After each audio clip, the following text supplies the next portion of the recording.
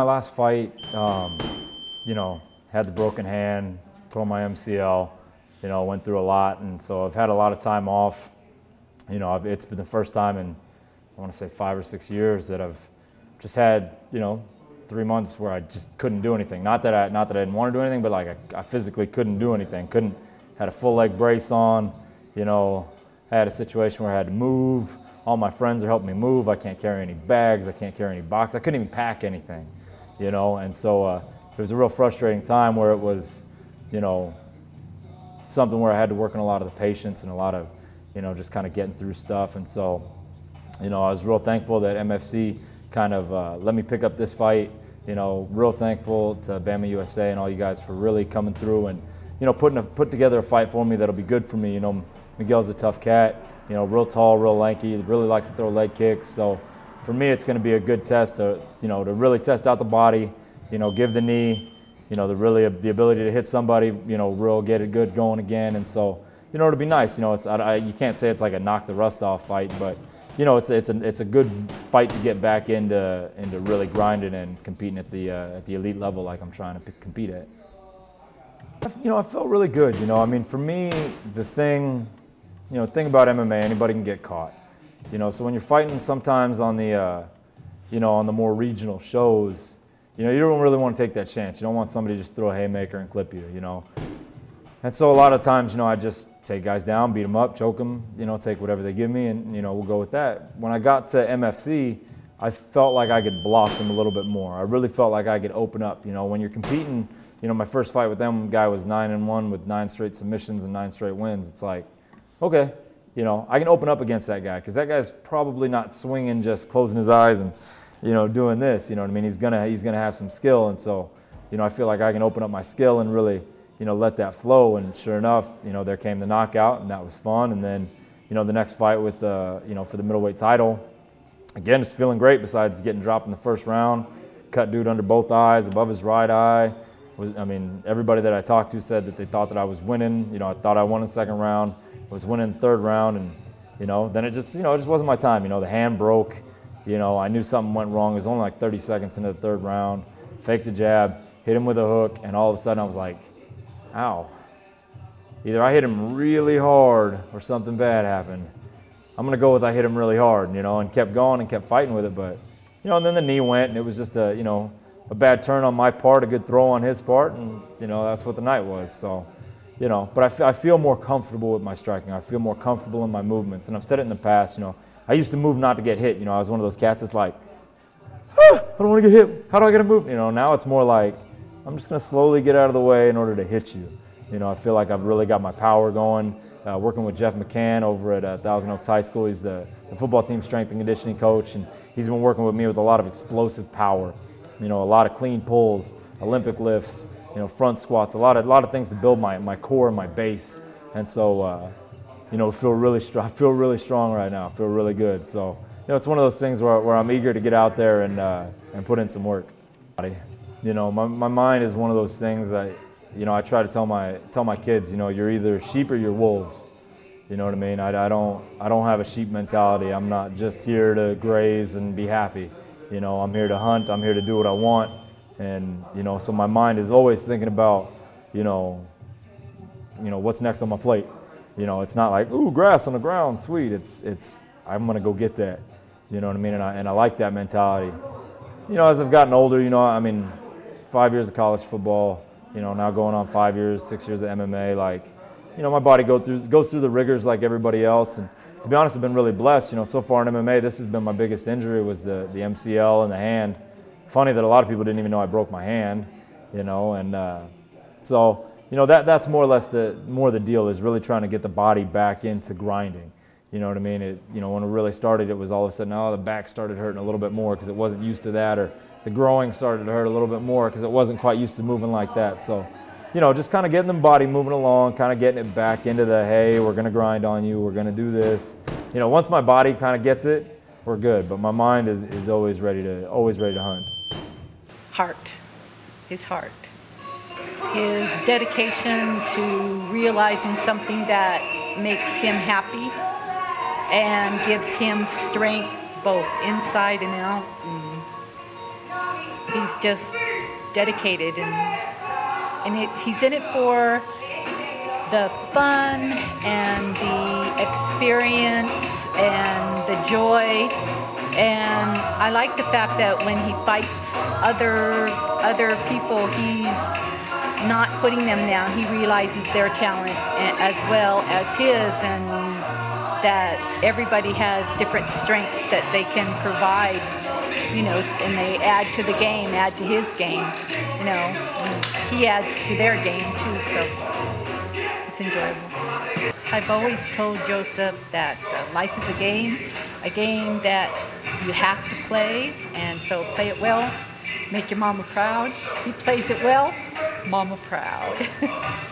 I'm bigger than guys, even guy, I mean, Miguel's 6'4", you know, but I'm bigger than him. Like, you know, not, you know, it's just the way that I'm built. I used to be 270, you know, I'm a big cat. And so, you know, when I cut down to 85, I'm that much bigger than guys, you know what I mean? So, I mean, it may help him a little bit, you know, he might not have to struggle through a cut. You know, I don't know how he cuts or what he does, but, you know, I mean, I'm still gonna be bigger, you know. I mean, to be honest, even if we were fighting at 85, it'd still be about relatively the same. You know, I got a little bit more fat on me now since I've been off for so long, and you know, I'm human like everybody else. I really got into, you know, barbecuing and smoking, and I love to barbecue. I love to smoke on the weekends. Smoke food. We're talking about food. I like barbecue, not anything else. And so, you know, I mean, I love making ribs and chicken and, you know, tri-tips, and man, smoked chicken is the bomb. Make these chicken lollipops. I mean, I really get into it. I really like that kind of stuff. So you know, I'm a little bit bigger. I'm a little bit softer than I normally am, but you know, I'm still gonna be me. You know what I mean? When I get in the cage, and you know, 95 just kind of makes it so I don't have to be, you know, depleted and dead at 85 this time. You know, fighting again in May, I think will be a, you know, no problem 85 cut like always. But this one I was kind of like, you know, we didn't have so much time to train. You know, I think we hooked this up, you know, with 5 weeks ago, so it was like, all right, 95 should be a good one for us. So I think we're both benefiting from it being at 95. Everybody's been great, you know what I mean? Like I said, a lot of people were real supportive in the fact they thought I was doing real well in the fight. Everybody was really proud of the things that I was able to do in the fight. Standing up, striking, really putting it to a guy that everybody was, you know, he was ranked pretty high on the, you know, outside of the major organizations. He was like, you know, man, he's a good striker. He's got a lot of knockouts, this and that. And to put it on a guy like that, you know what I mean? I didn't, besides getting clipped in, you know, that one shot in the first round, I don't remember getting hit. You know, I got off the plane when I got home, and, you know, my coach's girlfriend was like, you look like you fell down a flight of stairs, you know, not got in a fight. And, you know, so it was fun, you know, and the report, you know, the response that I got from everybody was great. And everybody was like, dude, you were killing it. You know, I can't believe you got hurt. That should be your belt, you know, this and that. And, you know, I mean, don't get me wrong, Elvis won that fight, but I finally felt good in that fight, and it was fun for everybody to see that side of me, you know, where it wasn't just take him down, choke him. It was the cut him there, hit him again, you know, cut him there. Now let's get those kicks going, you know, things like that. So, you know, it's been great. You know, I get a lot of love on Twitter, a lot of love on Facebook, Instagram. You know, if anybody doesn't have it, you should get on there. That's hilarious. I love looking at photos all day. No drama, just photos. It's sweet. So it's a good deal. So, I mean, the response has been great, man. I got a lot of really good fans. I'm excited. You know, it's fun to fight locally. You know, when you really make it, you don't really get that opportunity unless the big shows are putting, you know, shows off in your area. And for me, fighting with MFC in Canada, obviously that ain't my hood. So, you know, I don't really get to, you know, my mom can't come, my fans can't come. You know, I got a lot of great fans in Canada, you know, and shout out to all you guys because I really appreciate all the love out there. You know, but it's fun, you know, all the kids, you know, all my wrestlers can come, you know, all my friends from around this area, you know, everybody can take the, you know, the quick trip down to 5, you know, hit the Commerce Casino. So it's a lot of fun for them, you know what I mean? A lot of people don't really get to see it live, you know, and there's not a, you know, Badbeat, you know, MMA, you know, Bamma really is one of the only ones that puts on the shows in the area. And so it's really cool for everybody to get the chance to come out and see MMA live. You know, everybody sees it on TV, but it's different to see it live, you know, and a lot of people have said, you know, it's real different when you know somebody fighting. You know, when you see somebody in there scrapping, you know, your heartbeat gets going and you start to sweat a little bit. And, you know, so it's fun to give everybody that experience because a lot of people don't really get that in their lives. You know, people, you know, it's not that they wouldn't put themselves in that position, but, you know, it's a hard position to put yourself in where it's, I mean, you're really exposed. I mean, you get in the cage and it's you in your underwear and a cup, you know, and another guy, and, you know, I mean, you know somebody's about to get hurt, and it's like, you know, a lot of people are, you know, either fearful of that or, you know, I mean, they got real jobs, and a lot of people, you know, hey, we got to go to work in the morning, you know, they got things to do. So, you know, I feel very blessed that I can do that, and I can let people, you know, kind of live through that so they can see that, and they can hear all my stories of training, or, you know, hear about this sparring session, or Mark Munoz beating me up, or Brett Cooper taking me down, or things like that, you know what I mean, or John Hernandez, you know, dropping me with a hook, you know, things like that. Like, it's fun, you know, they get to experience things that they've never experienced before. And so, you know, being able to really do it in my backyard, right down in LA at the Commerce Casino, is a cool experience. It's a lot of fun. Oh, I'll be front row. I'll be front row watching them, cheering them on. To be honest, this one I stopped trying to predict the style of my fight. You know, if, you know, we come out, we start banging and I don't like it, or I'll just take him down. I'm a wrestler. I got good jiu-jitsu. I'm not worried about anything. So, you know, if he's not on point, you know, it's going to go where I want it to go. So, you know, I'm going to dictate the pace. I'm going to dictate where I want the fight to go. Regardless, if I want it on the feet, then it's going to be on the feet. Hey, maybe he's good on the feet. Maybe he catches me. Okay, well then you're going to find yourself on your back eating my elbow. Like, you know, that's just how I feel about the fight. So, you know, I don't necessarily have a specific, ooh, I got to do this. I'm going to, you know, we'll have a game plan with coach, but, you know, everybody, like, you know, Mike Tyson said, everybody's got a game plan until you get hit in the mouth. So, you know, we'll go to whatever we feel is going to be our bread and butter for that fight. You know, in the Elvis fight, you know, the hands were doing it, you know. So we'll see how we go. We'll see how the first round goes. If it gets out of there, you know, Haas has always got the game plan to finish anything we need. So all I do is sit there and listen. It's kind of nice. I love it. You know, my mom is so special to me. She's been one of those people that inspiration, inspired, you know, everything. I mean, it's funny, my earliest, you know, some of my earliest memories are of my mom working out. You know, I remember my mom's got this heart tape, blasting tape, not a CD, a tape. Had this heart tape just blasting, and my mom's in there, you know, 20 minutes on this machine, 20 minutes on that machine, 20 minutes on that machine in a room, making rounds. And I remember being in Taekwondo as a kid and wanting to, I'm like, can I work out too? And I'm getting in there, and, you know, I see my mom dripping sweat, kicking, you know, just working her ass off, you know, and so I see that, you know, and I remember those times, and, you know, so when I'm doing it, you know, it's just natural, you know, it's one of those things that she ingrained in me, you know, hard work is not, you know, just given to you, you got to earn that, you know what I mean, and I feel so blessed that, you know, my mom is such a hard worker, you know, that I got to see that my whole life, and not only in you know, training, or, you know, even in her job and her, you know, working on base, you know, she works at, you know, on the civil servant, you know, on Vandenberg Air Force Base, and has always been the one that's recommended, the one that's always getting the props from everybody on base. Anytime that she transfers jobs or gets a new job, or somebody, you know, she gets stolen from companies, you know, one section of the base is like, no, we need Louise over here. You know, no, we need Louise over here, you know what I mean? So it's fun to see, you know, how hard she works, and then to see the fruits of that labor, where she's always wanted somewhere. Somebody always wants her at this place, you know what I mean? And so now she's the FOIA manager, Freedom of Information Act, just killing it on base. And, you know, she's the one that everybody has to go through in order to get information. You know, she runs trainings for everybody on base, you know, how they got to communicate, and, you know, so much responsibility is held down on her. And so, you know, to see my mom just killing it, you know, helps me go, okay, cool, I can kill it. You know what I mean? That's my family. My family kills it. We slaughter whatever we do, you know, and so it's one of those things where you take pride in that, you know what I mean? It's like, my mom does work. I can do work, you know what I mean? So she's always pushing, so I'm always pushing, you know what I mean? And it's, you know, it's just an awesome feeling. It's wonderful to have, you know, been blessed, you know, blessed by God to be put in a family that I'm put in. You know, everybody from my grandma to my mom to my aunt, my uncle, you know, everybody in my family grinds. And so it's just, you know, I saw it, you know, I saw what they did, I saw what they got, and that's what I want, you know, so I do the same thing, you know, and hopefully when I have kids, they see how hard I work, they want to do the same thing, you know what I mean? It's not a, you know, and it's not one of those pushing situations. You hear about, you know, these, you know, parents that coach their kids and scream at their kids and this and that, you know, and that was never the case. My mom put me in everything, you know, my mom pushed me, you know, didn't overwork me, my mom pushed me, you know, hey, we need to study for this. Hey, we need to study for this. Hey, you need to practice that. Hey, you need to practice. I'll never forget Santa Barbara Taekwondo tournament. Nah, Mom, I got this.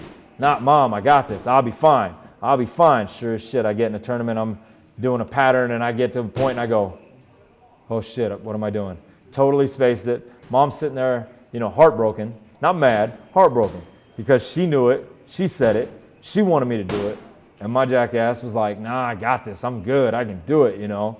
And from that moment on, it was like, just do exactly what your mom says, don't question, you know. And ever since then, I don't question. I don't question my coaches. I don't question anybody that's giving me advice. You know, if I'm with you, you tell me what it is, and that's what I'm going to do. I don't care about the background. You say I need you to hit that bag 6 times and then that bag 400 times, and be like, yes, sir. I'm not going to ask why. I'm not going to ask, you know, what's the reasoning behind this. I don't know if no, okay, you said to do that. That's what I'm going to do. You know, and it's partly from that lesson that I learned early in my life that, you know, don't question. You know, if you have people in your life that know what they're doing, just shut up, do exactly what they say, and things will go right, you know. And I don't mean things will go right like in the matter like, you know, everything's going to work out the exact way you planned it. You know, that never, I mean, that's, you know, who knows? That's God, you know. But you need to be able to put yourself in the position to make everything happen. You know what I mean? If you train right, you do everything, you know, the win is not guaranteed, but at least you're prepared to win.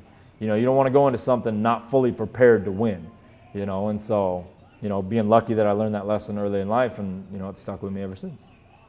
Big thing to shout out everybody. I got great sponsors. Street Soldier's been with me, you know, for at least 4 fights now, and I love those guys. Always with me, supporting Chris Beal and everything that we do, and it's awesome. Submit Gear was a big sponsor for me in my last fight. You know, they're always down for us, always making sure we have everything we need. Budo Mart America, Adidas, martial arts. I mean, obviously, you know, I love these things. You know, they keep me in great gear, you know, all my boxing stuff. Anything that I need, boxing to Muay Thai, you know, to rash guards, to hoodies, to clothes, you know, BudoMart.com, you know, BudoMartAmerica.com. They always keep me nice and tight, and so everything's real good. And then, you know, Joseph Janik here at Knuckleheads Boxing, you know, things just wouldn't be the same without him. You know, I'm never going to leave him. That's going to be my boxing coach, you know, until, you know, the end, you know, wherever that is. And then, you know, Mark Munoz and all the guys down at the Rain Training Center, you know, those are my heart. I love those guys. Always with them. Even when I can't be with them, I'm still with them. You know what I mean? Following all those guys. And then, you know, a big shout out to LA County Fire, Station 3. Okay, those guys out there. I'm living with Russ Weaver right now. He's a fire chief out there.